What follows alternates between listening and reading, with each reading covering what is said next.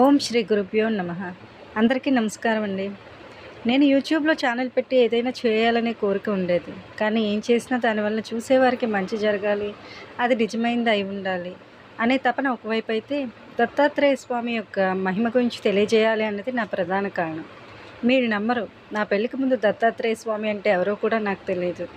నాకే కాదండి, ఆయన గురించి చాలామందికి తెలియదు. మా ఆయన గారి పెద్దక్క కూతురు నాకు చెల్లి అవుతుందండి. తను 2, 3 మాటల సందర్భాల్లో చెప్పింది.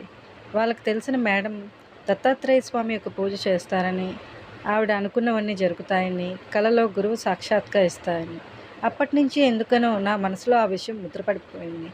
మా ఇంటికి దగ్గరలో ఒక చిన్న దత్తాత్రేయ స్వామి గుడి ఉండేదండి. ఆ వీధి ప్రారంభంలో స్వామి యొక్క ముఖద్వారం ఉండేది. ఒకరోజు మా చెల్లి పెళ్లి సంబంధాల కోసం వెళ్తూ దారిలో దత్తాత్రేయ స్వామి యొక్క ముఖద్వారం కనిపించి మనసులో అనుకున్నానండి, స్వామి ఈ సంబంధం కుదిరితే నీ పారాయణ చేస్తాను అని. అంతే. అప్పటి వరకు ఎన్నో సంబంధాలు చూసి కుదరని తనకు ఈ సంబంధం ఓకే అయిపోవడం, పెళ్ళి కూడా జరిగిపోయిందండి. ఒక బాబు. ఇప్పుడు తను చాలా సంతోషంగా ఉంది.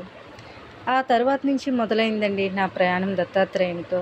కేవలం శ్రద్ధ, భక్తి, నమ్మకంతో, దత్తాత్రేయుని కృపతో అందరి కష్టాలు తీరుతాయండి. ఆయన మహిమను అందరికీ తెలియజేయాలన్న నా ఈ చిన్న కోరికను అర్థం చేసుకుంటారని ఆశిస్తున్నాను. అయితే ఇంకొక ముఖ్యమైన విషయం చెప్పాలనుకుంటున్నాను. ఎవరో చెప్పారని దత్తాత్రేయుని పూజ చేసి మాకేం జరగలేదండి అనే ఆలోచన ఉంటే కనుక దయచేసి మనసులోంచి తీసేయండి.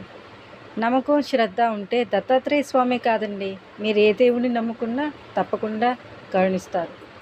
మనం తెలుసుకోవాల్సిన విషయం ఏమిటంటే, స్వామి మనల్ని పరీక్షిస్తారు. వీళ్ళు భక్తి శ్రద్ధలు నిజమైనవేనా, వీళ్ళు నన్ను నమ్మి పూజ చేస్తున్నారా అని. వాటిని దాటుకొని నిలబడగలిగితే తప్పకుండా మనం అనుకున్న సంకల్పం నెరవేరుతుందండి. ఇది నా విశ్వాసం.